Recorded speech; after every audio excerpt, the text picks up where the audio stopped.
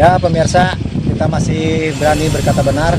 Kita akan konfirmasi ke Kepala Desa Pasir Kupa yang sejauh mana terkait BPD yang seraut menaut menurut warga.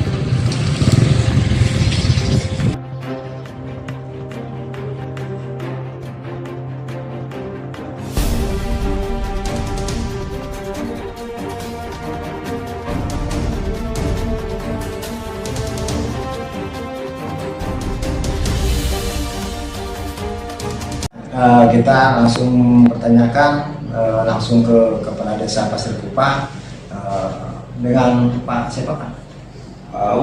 Pak Aung, Kepala Desa Pasir Kupa ya. Kita mau pertanyakan ini terkait masalah saut mengautnya dengan apa namanya keberadaan apa namanya BPD ya yang saat ini masih menjabat ya Pak. Sejauh ini komunikasi antara Kepala Desa dengan BPD gimana sih Pak? Ya, untuk saat ini tidak ada komunikasi sama BPD, sama saya nggak ada. Kayaknya kurang nyaman gitu kayaknya. Kurang nyaman apa? Siapanya Pak Jaro? Ya kurang nyamannya BPD sama Jaro itu berlawanan, bertentangan. Kurang bagus. Mau Iya. Pak Lurah sejalan gitu. Ya sejalan lah, kita kan untuk memajukan desa gitu kan. Ini mana bisa maju, saya vaksin aja nggak ada bantuannya dari BPD. Jadi supaya keinginan Pak Lurah itu bahwa supaya sejalan dengan Kepala Desa gitu ya. Pak Jaro, sejauh ini ada nggak komunikasi yang lebih baik gitu dari BPD terkait pembangunan atau ini dari masyarakat itu? Nggak ada laporan, nggak ada apa. Pak Jaro sendiri belum tahu istilahnya kapan dikumpulkan data-datanya di BPD itu, ada nggak, pernah nggak melihat SK dari BPD sendiri? Ya, pernah, belum pernah. Oh, pas awal sertijab juga belum pernah. Belum pernah. Kenapa sih Pak sampai tidak ada hasil itu Pak? Ya mungkin pendapat BPD sama warga berlainan, Berbeda. Ya. Kalau misalnya masyarakat itu mau ke mana beliau? Apakah ke fisik? Apa kemana gitu? Masyarakat sih yang nggak fisik. Ke fisik. Kalau BPD sih kayaknya menghentikan sendiri, kayaknya aja. Ada minta 11,7 sih kemarin. 11,7 itu apa maksudnya? 11 minta intensif yang 11. Kita anggaran instansinya. enggak ke ini dulu, ke fisik dulu. Enggak, Ke apa namanya masyarakat gitu, keinginan masyarakat. Enggak sih, belum, makanya belum ada titik temu. Masyarakat juga tidak setuju karena BPD 9 di jumlah ukuran anggaran buat BPD aja kayaknya 37 juta per tahun. Kalau RT RW yang segitu banyaknya, RW 7 berikut RT 22 cuma 27 kayaknya, bedanya gede. 27 apa ya? 27 juta intensifnya. Sedangkan yang kerja banyak atau yang banyak kerja itu RT RW. Sedangkan BPD tidak ada kerja. Kan itu kan usulan daripada masyarakat, RT RW mengusulkan. Iya, kemarin makanya RT RW sama BPD kan belum sinkron. Pak, bisa dijelaskan terkait pembentukan awal pembentukan BPD ini, setahu Bapak sebagai aktivis di Desa Pasir Kupa ini bagaimana sih? Bisa jelaskan? Ini yang saya tahu proses pembentukan BPD di Desa Pasir Kupa. Nah, kebetulan itu masa transisi Kepala Desa lama Bapak Zainal Abidin. Nah, pada saat itu memang ya mungkin saya tidak tahunya karena mungkin dengan faktor kesibukan saya sendiri dengan pekerjaan. Yang jelas menurut saya pribadi itu kayaknya lamun ibaratnya sholat mah teu sah itu. Jadi ini yang saya ketahui, ini proses pembentukan BPD di Desa Pasir Kupa di saat masa transisi Pak Jarod Zainal Abidin. Saya nggak tahu sampai dengan saat ini, bahkan saya tahu juga sudah ada nih, ini loh ketua BPD-nya, anggotanya. Cuma itu saja, cuman prosesnya memang saya tidak tahu. Sistem pemilihannya seperti apa saya nggak tahu ya. Dengan Bapak siapa Pak namanya? Dengan Bapak Upah Fahrudin. Dari wilayah RT mana atau RW mana? Dari RT 001 RW 05 Desa Pasir Kupa.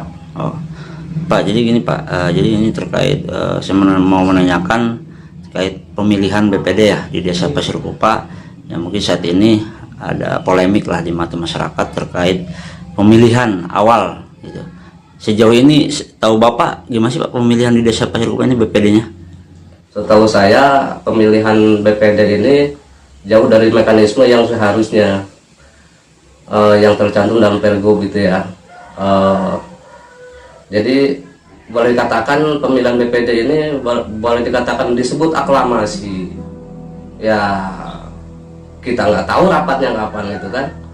Disebut demokrasi ya, memang tidak pernah ada panitia untuk pembentukan BPD tersebut gitu.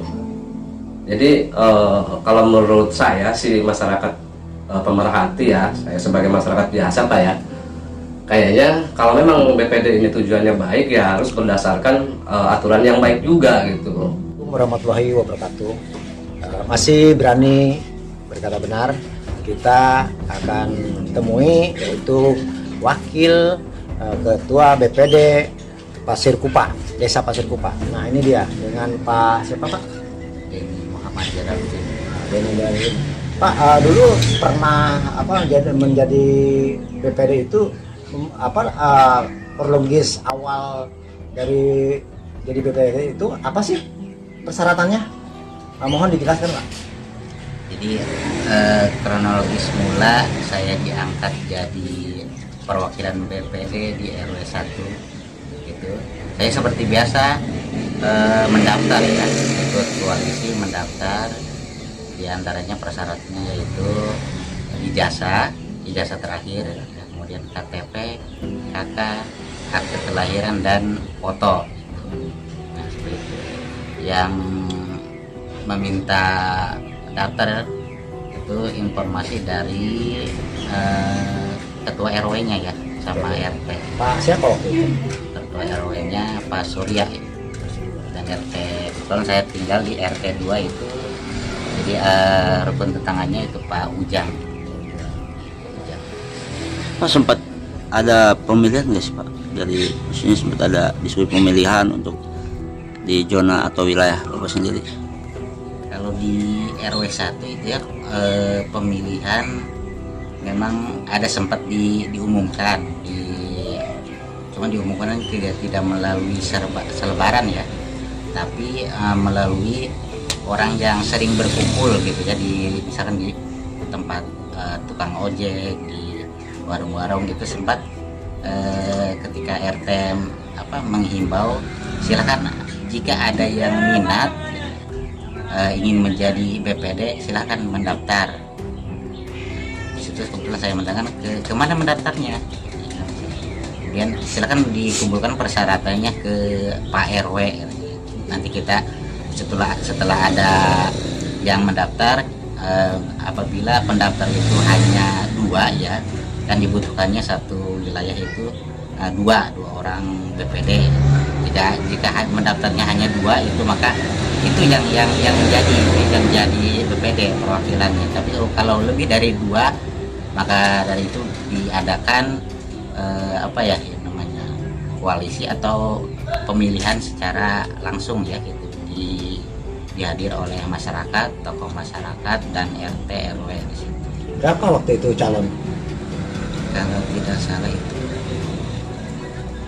4 orang, ada 4 orang. Siapa namanya? Saya sendiri, Denny, kemudian Ramdan, kemudian sempat ada tenun ya sama kakak waktu dulu itu yang sempat mau daftar, cuma pas acara mau apa dilaksanakan itu yang hadir 3 orang saja gitu. Cuma di situ sempat juga dikasih pertanyaan oleh beberapa yang hadir, seperti karena kita dulu tidak apa ya, maksudnya tidak punya persiapan, tidak punya visi misi, cuma kan ditanya, ada pertanyaan yang apa yang mengarah kepada saya, bagaimana jika Anda nanti terpilih jadi perwakilan BPD, apa yang Anda lakukan ya, kerjakan. Mungkin saya kemarin menjawabnya seperti ini, BPD itu kan kata saya salah satu dari masyarakat, perwakilan dari masyarakat untuk menjembatani masyarakat dengan pemerintah desa, seperti itu. Tugas fungsi BPD itu kata saya, setahu saya, untuk menyalurkan inspirasi masyarakat kepada pemerintah desa, seperti itu. Kalau saya dikasih amanat seperti itu BPD, insya Allah saya siap membantu masyarakat RT atau RW 01. Padahal kan itu di situ waktu itu ada 3 ya. Ada ya, 3 yang mencalonkan menjadi BPD ya, di RT berapa tadi? RT RW di RW 1. Di RW 1 ya, di RW 1. Nah, itu kan yang masuk jadi anggota BPD itu kan 2 orang ya. Ya, Nah, itu yang 1 orang itu gimana tuh? ya mungkin kemarin sih jadi kalah voting gitu untuk voting. Oh, dilakukan voting juga ya? Ya, voting. Kan jumlahnya pendaftar lebih dari 2. Jadi dilakukan voting dari orang yang hadir ketika saat itu di situ. Akhirnya pada ini yang masuk dengan Pak Ramdan ya. Pak Ramdan. Nah, setelah ini jadi kan sudah terpilih kan gitu, Pak Denis pernah dikasih SK atau apa gitu, pernah menerima? Pertama itu dilantik atau disumpah jabatan di kecamatan di situ. Di situ sempat sudah disumpah jabatan, kemudian dibentuk lagi ketua, wakil, sama sekretaris di situ. Kemudian siapa yang membentuknya? Jadi kami sendiri 9 orang BPD yang hadir saat itu, yang ikut sumpah jabatan ya. Jadi melalui musyawarah, jadi akhirnya kami sepakat menunjuk ketua itu, ketua BPD Pasir Kupa Bapak Ahrudin ya. Kemudian wakil BPD-nya saya, kemudian sekretarisnya itu Bayi Haki. Oke. Warahmatullahi wabarakatuh. Kita masih berani berkata benar. Kita akan temui dengan kepala bidang P3D, yaitu di BPMD Kabupaten Lebak.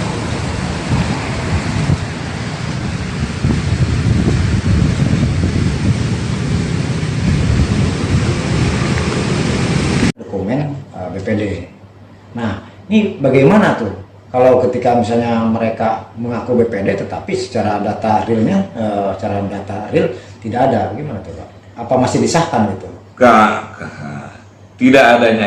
Tidak ditemukannya SK kan bukan berarti SK-nya itu nggak ada. Ya mungkin tidak menyimpan arsipnya, ya bisa dilacak ke kantor kecamatan misalnya, bisa. Ya pastinya di kecamatan insya Allah ada dokumen-dokumen itu, insya Allah ada. Kalau SK penetapan BPD-nya, susunan keanggotaan BPD-nya, insya Allah di kecamatan ada. Seperti itu. Jadi kepala desa ya bisa lah, kalau butuh data itu ya bisa koordinasi dengan kecamatan. Harus ada catatan-catatan ya, bukti-bukti yang Idealnya seperti itu. Idealnya seperti itu. Jadi ada rekam jejak lah, ada dokumentasi pemilihan. Di pemilihan apapun biasanya catatan-catatan itu seperti apa?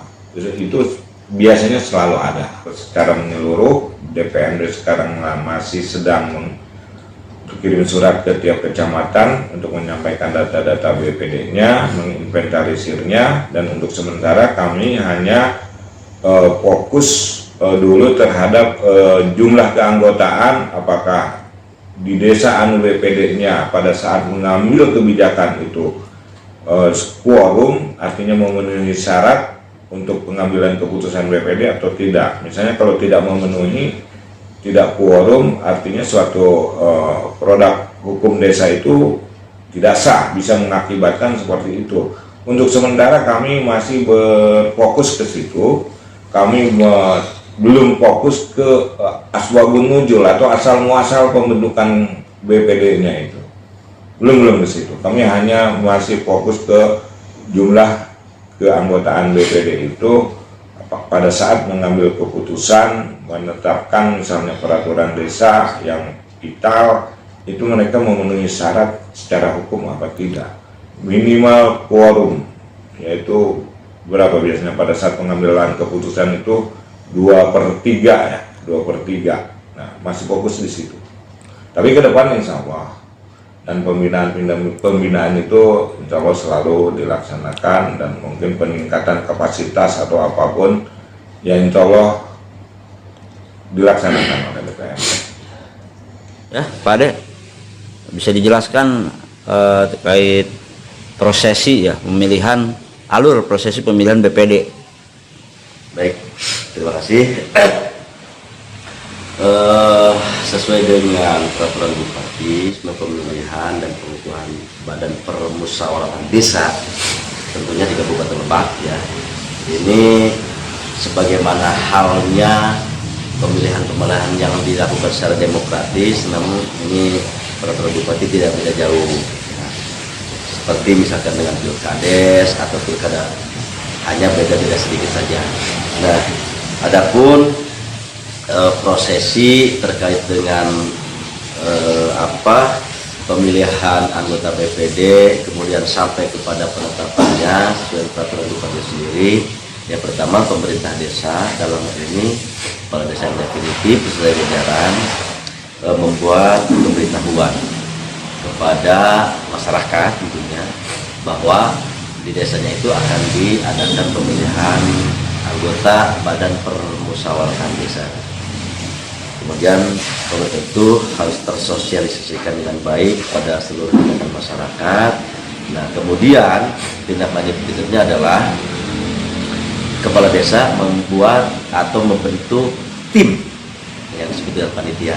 Ya, nanti panitia dengan otoritas yang dimilikinya itu menyelenggarakan pemilihan BPD. Sistemnya bisa berbagai macam cara. Yang penting mah tidak melanggar asas demokratis tadi.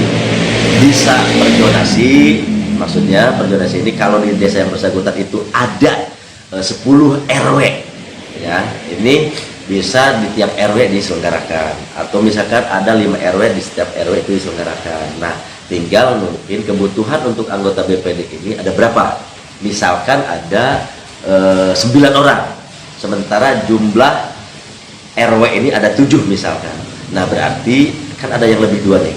Nah, itu yang 2 orang BPD ini nanti bisa diambil atau diakomodir dari RW yang memang tingkat kepadatan penduduknya lebih dibanding dengan RW yang lain.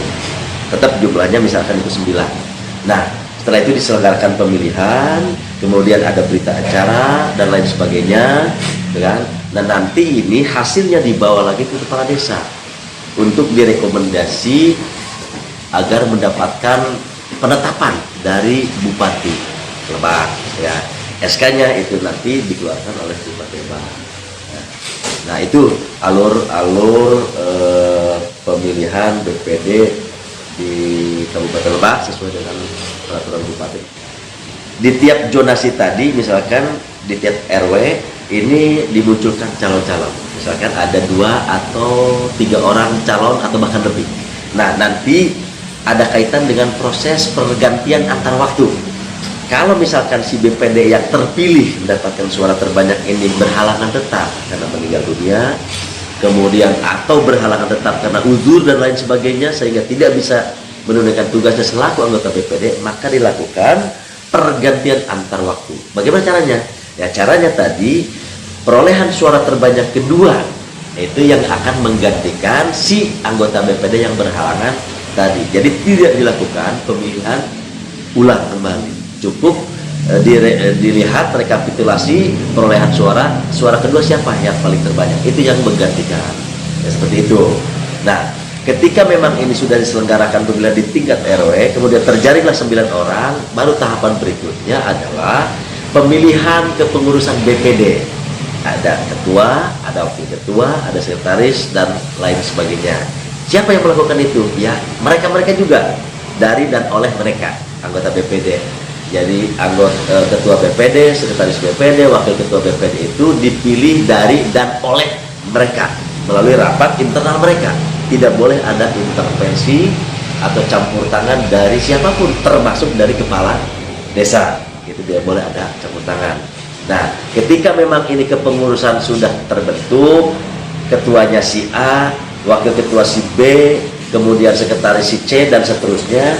Nah, ini ditetapkan melalui peraturan desa biasanya, kalau tidak salah, kan keterwakilan dari unsur perempuan. Ini mesti harusnya. Misalkan gini, di desa A itu jumlah BPD-nya 9, minimal 30% itu harus ada perempuannya. Ya, keterwakilan dari perempuan.